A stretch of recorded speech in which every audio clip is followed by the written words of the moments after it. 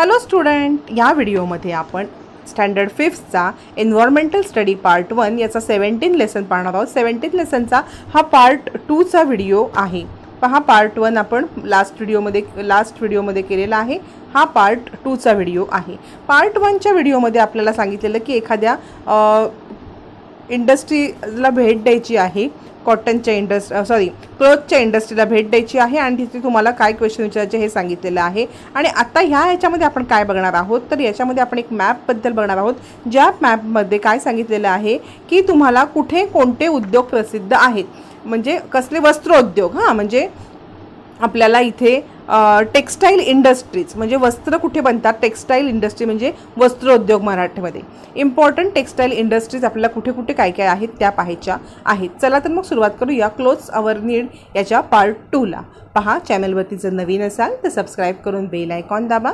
याच्यामुळे काय होणार आहे, जेव्हा मी नवीन व्हिडिओ टाकीन तुम्हाला त्याचे लगेच नोटिफिकेशन येतील। चला तर मग सुरुवात करूया आपल्या सेकंड पार्टला। पहा, इथे तुम्हाला पहिलं इंडेक्स इथे दिले बघा। To the index of a map at the textile industry that you know but are not shown here, mark them at appropriate place in the map. म्हणजे इथे तुम्हाला काही इंडेक्समध्ये दिलेलं आहे, याच्या व्यतिरिक्त तुम्हाला काही माहिती असतील तर तुम्ही त्या ॲड करायच्या आहेत। इथे सांगितले बघा, 2 ॲडिशन दिलेले आहेत करायला तुम्हाला, ते तुम्ही करायचे आहेत। सगळ्यात पहिलं इथे तुम्हाला दिलं आहे क्लोथ्स ऑफ इचलकरंजी। बघा, इचलकरंजी हे कुठे आलं, तर इचलकरंजी हे कोल्हापूरमध्ये आलेलं आहे। पहा, हे बघा इथे काय होतं, तर इथे इचलकरंजीला कापड तयार केलं जातं। ही आहे इचलकरंजीची टेक्स्टाईल इंडस्ट्री। महाराष्ट्रामधली महत्त्वाच्या इंडस्ट्री तुम्हाला इथे दिलेल्या आहेत। इचलकरंजीचं कापड हे प्रसिद्ध कापड आहे। दुसरी आहे बघा बेडशीट ऑफ सोलापूर। बघा, सोलापुरी चादर म्हटलं की आपल्याला सोलापूरची चादर आठवते बघा, आणि वर्षानुवर्ष ती चादर टिकते आणि खूप सुंदर चादर असतात की त्याच्यामध्ये आपण जर घेतलं तर खूप गरम होत नाही, खूप आपल्याला थंडी सुद्धा वाजत नाही थंडीच्या दिवसामध्ये। उन्हाळ्यामध्ये जे अंगावरती घेतले ते खूप गरम होत नाही, अशा सुंदर असतात त्या, प्रसिद्ध आहेत बेडशीट किंवा चादर ह्या कोल्हापूरच्या। पहा, हे बघा, हे आहे सोलापूरच्या बेडशीट फ्रॉम सोलापूर। आता थर्ड आपण पाहणार आहोत हिमरू शॉल। बघा, हिमरू शॉल ही कुठे मिळते, आपण मगाशीच बघितलेलं आहे। हिमरू शॉल ही औरंगाबाद। पहा, औरंगाबादची हिमरू शॉल प्रसिद्ध आहे। नेक्स्ट तुम्हाला दिलेला आहे येवला साडी। बघा, ही बघा येवला साडी। बघा, कुठे आहे येवला साडी मिळते, तर नाशिकला येवला, इथे येवला साडी मिळते। आणि लास्ट आहे पैठणी। पैठणी कुठे मिळते, तर पैठणला मिळते। पैठण कुठे आहे, तर औरंगाबादमध्ये। बघा, असे हे 5 हे पाहिलेले आहेत। आणि तुमच्या माहितीत अजून कुठे काही असतील तर तुम्ही ते सुद्धा इथे खाली ॲड करून लिहायचं आहे। पहा, पुढे तुम्हाला डू यू नो मध्ये सांगितलंय लखनौ चिकन, काश्मीर सिल्क, बनारसी सिल्क, कडियाल, पितांबरी, पोचिमपल्ली। बघा, तुम्हाला काही नावं दिलेली आहेत, त्याच्यामध्ये आपण बघूया Pochampalli, Narayanpet, Kanjeevaram, Patola, Mysore silk are some type of sari. हे सगळे साडीचे प्रकार आहेत, तुमच्या आईला हे प्रकार माहिती असतील। This sari are different parts of India showcase the diversity of our country. म्हणजे वेगवेगळ्या विभागातील या साड्या आपल्याकडची विविधता दाखवतात। बघा, इथे तुम्हाला दिलेले आहेत साड्यांचे प्रकार। पहा, ही आहे पैठणी आपल्या महाराष्ट्रामध्ये तयार होते। मैसूर सिल्कच्या साड्या दिलेल्या आहेत इथे तुम्हाला। बनारसी सिल्क आहे, बनारसी सिल्कची साडी दिलेली आहे। कडियाल, पितांबरी, पोचमपल्ली ह्या वेगवेगळ्या ठिकाणाच्या साड्यांची तुम्हाला इथे पिक्चर दिलेले आहेत। ही आहे इरकल साडी। ही बघा, ही इरकल साडी आहे। अशा वेगवेगळ्या पटोला, हे साड्यांचे वेगवेगळे प्रकार आहेत, वेगवेगळ्या विभागातले, जे आपल्या देशाची विविधता आपल्याला दाखवून देतात। पुढे बघा, try this to find out more about the different variety of clothes, visit the cloth market with your parent. तुम्ही आईसोबत कधी खरेदीला गेला असाल ना, तर आईला साड्यांचे एवढे प्रकार माहिती असतात। पटोला माहिती असतो, नारायणपेठ माहिती असते, इरकल माहिती असते। इरकलमध्ये पण बरेच प्रकार असतात। तुम्ही फक्त जायचं आईसोबत खरेदीला आणि आई दुकानदाराला काय विचारते, साड्यांचे कोणते प्रकार विचारते हे तुम्हाला कळेल। शिफॉनची साडी आहे का, जॉर्जेट साडी, अशी साड्यांचे तर विविध प्रकार माहिती असतात। तुमच्या सगळ्यांच्या आईंना हे विविध प्रकार माहिती असतील। Look at the variety of cloth, make a list on their name. जायचं आहे आणि व्हरायटी, क्लोथची व्हरायटी तुम्ही एक लिस्ट बनवायची आहे. आता इथे तुम्हाला दिलेलं आहे आवर कंट्री. आवर कंट्रीमध्ये तुम्हाला काय सांगितलेलं आहे बघा, इथे ऑब्झर्व करा हा मॅप. आणि आधी आपण हे फर्स्ट हे बघूया. Look at the variety of cloth and list of their name. पुढे काय सांगितलेलं आहे, which of this clothes are meant only for children, for adult and for aged people. म्हणजे तुम्ही एक नोट तयार करायची आहे खरेदीला गेल्यावरती की मुलांसाठी कोणते कपडे असतात, वयोवृद्ध लोकांसाठी कोणते कपडे असतात, किंवा तुम्हाला आई वडिलांसाठी, तरुण लोकांसाठी कोणते कपडे असतात. थर्ड आहे find out about the various types of sari. साडीचे विविध प्रकार घ्यायचे. साड्यांइतके प्रकार कशातच नसतात. साडीचे प्रकार खूप असतात. कोणत्याही कपड्यामध्ये एवढी व्हरायटी तुम्हाला मिळणार नाही. Note down the name of place famous for their sari. ती कोणती साडी आहे, त्या साडीसाठी कोणतं प्लेस फेमस आहे हे सुद्धा लिहायचं आहे. Spot the name of place region in the name of the sari and mark those place region in the map given above. म्हणजे तुम्ही एखादी साडी पाहिली तर ह्या साडीचं तुम्ही काय करायचं आहे, इथे लिहून ठेवायचं आहे. हे मॅपमध्ये लिहायचं आहे. बघा तुम्हाला आता कोणत्या कोणत्या साड्या कुठे कुठे मिळतात ह्याच्याबद्दल तुम्हाला दुकानात गेल्यावरती माहिती कळेल. आणि त्या दुकानात गेलेल्या त्या माहितीच्या आधारे तुम्ही ही साडी कुठे मिळते आणि तिथे तुम्ही लिहायची आहे या मॅपमध्ये. पहा, मी तुम्हाला ह्यातल्या काही साड्यांची नावं सांगणार आहे. तर केरळमध्ये जर बघितलं तर कसाऊ साडी, म्हणजे ह्याचं कसाऊ टाईप जो साडीचा असतो तो कसाऊ पहा प्रसिद्ध आहे. ओडिसाला साडीचं तुम्ही बघितलीत तर संबलपुरी साडी. ओरिसाला संबलपुरी तुम्ही लिहायचं आहे तुम्ही ह्याच्यामध्ये. तसंच तुम्ही महाराष्ट्रामध्ये आपण बघितलं पैठणी. अशा प्रकारे कोणत्या साड्यांची कोणती हे महाराष्ट्रामधल्या औरंगाबादले पैठणी गाव आहे. पण आता आपण जेव्हा देशाचा विचार करतो तेव्हा आपण महाराष्ट्राची पैठणी म्हणतो. केरळला कसाऊ साडी असते. तसंच संबलपुरी साडी कुठे मिळते आपल्याला, ओडिसामध्ये संबलपुरी साडी असते. आणि छत्तीसगडची सुद्धा एक साडी प्रसिद्ध आहे, कंचचोरी असं त्याचं काहीतरी नाव आहे. अशा पद्धतीने तुम्ही सर्च करून इथे लिहायचं आहे की तुम्हाला इथे कोणत्या कोणत्या साड्या कुठे कुठे पाहायला मिळाल्या. मी काही तुम्हाला उदाहरण सांगितलेले आहे. पुढे काय करायचं आहे, ट्राय धिसमध्ये तुम्हाला एक सांगितलेलं आहे, talk the elder people in your family or locality to obtain this information. खाली जी इन्फॉर्मेशन दिलेली आहे त्याच्यासाठी तुम्हाला तुमच्या लोकॅलिटीमधील पीपलशी बोलायचे. तुमच्या आजूबाजूचे जे वयस्कर व्यक्ती आहेत त्यांच्याशी बोलायचं आहे. What cloth did they wear during their childhood. ते लहान असताना कोणते क्लोथ्स वापरायचे ते विचारायचं आहे. Take the list of cloth garment shop and see with of clothes in your list are available here. म्हणजे त्यांच्या वेळेला ते जे कपडे वापरायचे तुमच्या आजी आजोबांना विचारायचं की कोणत्या प्रकारचे तुम्ही कपडे वापरायचात, तर ते सांगतील. त्या प्रकारचे कपडे शॉपमध्ये जाऊन अवेलेबल होतात का हे पाहायचं आहे. तर त्यावेळेचे सगळेच कपडे आत्ता मिळणार नाहीत. काही मिळतील. धोतर घालत असतील तर धोतर काही ठिकाणी अजूनही मिळतात. तुमचे आजी आजोबाचं धोतर वापरत असतील किंवा नऊवारी साडी आजी वापरत असेल तर त्या प्रकारचे कपडे मिळतात. पण पूर्वीच्या काळाचे काही कपडे आहेत जे आता सर्रास तुम्हाला अवेलेबल होणार नाहीत. म्हणजे काही दुकानामध्ये मिळतील पण शक्यतो सगळ्या दुकानात मिळणार नाहीत. Find out which of the clothes are not worn anymore. म्हणजे असे कोणते कपडे आहेत की जे हल्ली घातले जात नाहीत. बघा, टोपी घालायची पूर्वी, ती टोपी आता फक्त हल्ली घातली जात नाही. पूर्वी शाळांच्या मुलांना पण टोपी असायची. माझ्या माहितीत पण काही शाळा पूर्वी होत्या की ज्यांना टोपी असायची.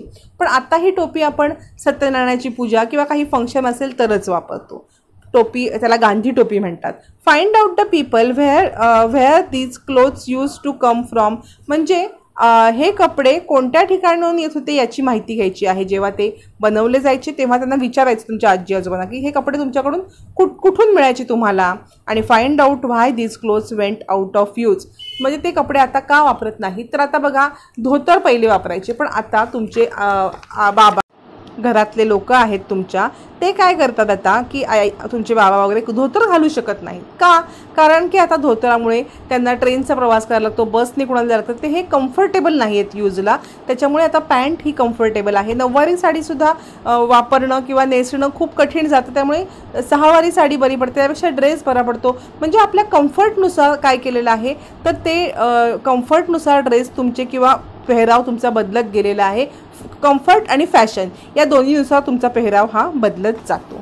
Find out if there have been change in clothes due to tradition and in the course of time. म्हणजे परंपरेनुसार काळामध्ये वस्त्रामध्ये बदल होत गेला. पूर्वी धोतर घातलं जायचं, मग पॅन्ट आल्या, त्या पॅन्टमध्ये फॅशननुसार हे केलं, आता जीन्स वापरली जाते, किंवा पूर्वी नऊवारी साडी, मग सहावारी साडी, हल्ली ड्रेस घातला जातो, जीन्स घातली जाते.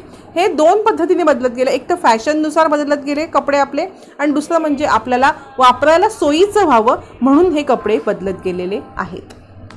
डू यू नो मध्ये विचारलेलं आहे, during the evolution of man his body went through many change. One of the change was reduction in the amount of body hair. As a result, he began to need the protection of the element in a certain weather condition, thus across the need of cloth. आपण आपल्या EVS 2 मध्ये बघितलं आहे माणूस कसा बदलत गेला, माकडापासून माणूस झाला. इथे तुम्हाला ती उदाहरणं दिलेली आहेत बघा. पहिले खूप अंगावरती केस होते, त्यामुळे कपडे घातले आणि कपड्यांचा शोध पण नव्हता. थोडे केस कमी झाले, मग सालं, झाडाची सालं वगैरे असे कपडे घातले गेले. नंतरच्या काळामध्ये काय झालेलं आहे तर असे पंचे टाईप नेसायला गेले. नंतर धोतर सदरा आलेला आहे, आणि आता शर्ट पॅन्ट, आणि याच्या पुढे आपण टी शर्ट जीन्स वगैरे घालतो, ते फॅशननुसार वेगळं आहे. Our cloth change with time. पुढे तुम्हाला काय सांगितले, we can see a variety in a clothes use through the age. In a prehistoric time man did not wear cloth. म्हणजे आधी हिस्ट्रीमध्ये माणसं कपडे घालत नव्हती. Later he began to use bark, leaves, tree. मगाशी म्हटल्याप्रमाणे तुम्हाला मी काय घालायला लागले ते झाडांच्या सालांची, झाडाच्या पानं, तशीच खोडाची सालं याचे कपडे घालायला लागले. Later he began used a bark and leaves of tree. After that he began to hunt and use the skin of animal he had killed. म्हणजे तो शिकार करायला लागलेला आहे. आपण पाहिलेला आहे बघा, कोणता मानव शिकार करायला लागला होता तर आपण पाहिलेला आहे सॅपियन, होमोसॅपियन हा जो माणूस होता, किंवा होमोसॅपियन, सॅपियन, हे पुढचे जे माणसं होती ही काय करायला लागली, शिकार करायला लागलेली आहेत. आणि शिकार केल्यावरती त्याचं जे कातडं मिळायचं प्राण्याचं, त्याचेसुद्धा ते कपडे करून घालायला लागलेले आहेत. After he learn to make yarn from a material like cotton wool. त्याच्यानंतर त्याला कॉटनपासून कपडे तयार करण्याची किंवा कापड तयार करण्याचं स्किल अवगत झालेलं आहे, आणि नंतर मग ते कपडे वापरायला लागलेले आहेत. You will see this progress in the picture दिलेलं आहे, ते आपण पाहिलेलं आहे. Always remember, nature has given us enough to fulfil everyone's need. However nature cannot give man greed. म्हणजे आपल्याला गरजेपुरतं माणूस सगळं देतो, पण तुम्ही जर जास्त हव्यास केलात तर तेवढं निसर्ग देऊ शकत नाही. Man must give priority to his needs, not the desires only, then will nature be able to take care of us. निसर्ग आपल्याला देतो पण गरजेपुरतं देतो. आपल्याला आपल्या आवडीनुसार मिळणार नाही, किंवा आपल्याला हव्यास केली आम्हाला एवढं पाहिजे तर तेवढं निसर्गाकडे नाही आहे. तुम्हाला पुरेसं निसर्ग देऊ शकतो. म्हणजे कपडेच नाही तर कोणत्याही गोष्टीची हाव चुकीची आहे. माझ्याकडे आवश्यक तेवढे कपडे आहेत, बाहेर घालायला एवढे कपडे बाद झाले. आवडीसाठी रासभर कपडे घरामध्ये साठवून ठेवू नका. त्याने तुमचे आईवडिलांचे पैसे सुद्धा जातात, आणि परत काय होतं तर ते कपडे जुने झाले की फेकून द्यायला किंवा कोणाला ते देऊन टाकायला लागतात. म्हणजे पूर्णपणे टोटली पैसे सुद्धा वेस्ट होतात. याची सुद्धा आपण काळजी घेतली पाहिजे. हट्ट करायला नाही पाहिजे. आपल्याला जेवढी गरज आहे तेवढे आपले आईवडील आपल्याला कपडे देतच असतात न मागता. Mumbai has famous world wide for its textile mill. The humid weather of island facilitates the manufacture of long thread for making clothes. म्हणजे मुंबई हे कापड गिरण्यांचे जगातील प्रसिद्ध ठिकाण आहे. या बेट आहे ह्याच्यावरती काय तर दमट हवामानामुळे लांब धाग्याचे कापड तयार करणे सुलभ होते. त्यामुळे मुंबई हे कापड उद्योगाचे मोठे केंद्र बनलेले आहे. That's why Mumbai became a big centre for a textile industry. The flourishing cloth industry attracted workers from all over the country who comes and settled here. From that on, Mumbai became an important hub of financial activity in India. म्हणजे काय झालेलं आहे, कापड उद्योगाचं हे मोठं केंद्र आहे. त्या उद्योगाच्या मोठ्या केंद्रामध्ये विविध देशातून लोक येऊन मुंबईमध्ये किंवा विविध ठिकाणावरून विविध राज्यातून, देशातून नाही विविध राज्यातून लोक इथे आलेली आहेत. त्यामुळे मुंबई हे आर्थिक घडामोडीचं मोठं केंद्र बनलेलं आहे. Use your brain power. The clothes worn in different region of a country are different depends on the local climate. प्रत्येक कंट्रीमध्ये जे कपडे घातले जातात ते तिथल्या हवामानानुसार असतात. पहा, collect the picture of traditional clothes of Jammu Kashmir, Rajasthan, Maharashtra, Kerala. Discuss the climate of this area based on the picture. म्हणजे तुम्हाला काय सांगितलेलं आहे की जम्मू काश्मीरला बघा पूर्ण डोक्यापासून पायापर्यंत भरपूर कपडे असतात त्यांचे, जाड कपडे घालतात ते. तुम्ही पिक्चर तुम्हाला पाहायला मिळाल तर नक्की पहा. तर हे कपडे का, तिथे थंडी असते, बर्फ असतो, त्यामुळे त्यांना प्रोटेक्शनसाठी असे कपडे लागतात. राजस्थानला असे खूप उन्हाळा असतो, वाळवंट आहे, त्यामुळे तिथले कपडे कॉटनचे आणि असे पातळ कॉटनचे कपडे असतात घातलेले लोकांनी. तसंच महाराष्ट्रामध्ये सुद्धा आपण ऋतुवाईज कपडे हे बदलत असतो. डिस्कस द क्लायमेट ऑफ दिस, म्हणजे एरियानुसार जे क्लायमेट असतं त्यानुसार त्यांचे कपडे हे बदलत असतात. इथे आपला लेसन संपलेला आहे. काय शिकलो? What we have learn in this lesson. बघा, wanting things you do not need is desire not necessary. वस्तूंची गरज नसताना हव्यासापोटी वस्तू घेऊन ठेवायच्या नाहीत. जेवढी गरज आहे तेवढ्याच वस्तू घ्यायच्या आहेत. We must use things only as we need them. आपण तेवढ्याच वस्तू वापरायच्या जेवढ्याची आपल्याला गरज आहे. Several region in our country have a tradition of producing fabric characteristics of the place. म्हणजे आपल्या देशामध्ये विविध प्रदेशामध्ये वैशिष्ट्यपूर्ण वस्त्र निर्मिती केली जाते. जसं की औरंगाबादमधील पैठणीला पैठणी साडी प्रसिद्ध आहे. अशा ठिकठिकाणी सोलापूरची बेडशीट प्रसिद्ध आहे. असे प्रत्येक ठिकाणांची काही वस्त्र निर्मितीची परंपरा आहे. We learn about the diversity in a clothing in our country with the help of map. मॅपमध्ये आपण बघितलं की वेगवेगळ्या ठिकाणी कोणत्या कोणत्या प्रकारचे कपडे तयार केले जातात. म्हणजे आपण नकाशाच्या साहाय्याने हे समजून घेतलेलं आहे. इथे आपला हा लेसन कंप्लीट झालेला आहे. तुम्ही चॅनलवरती नवीन असाल तर सबस्क्राईब करून बेल आयकॉन दाबा आणि व्हिडिओ लाईकसुद्धा करा. तसेच 5th स्टँडर्डच्या स्टुडंटसोबत जास्तीत जास्त शेअर करा.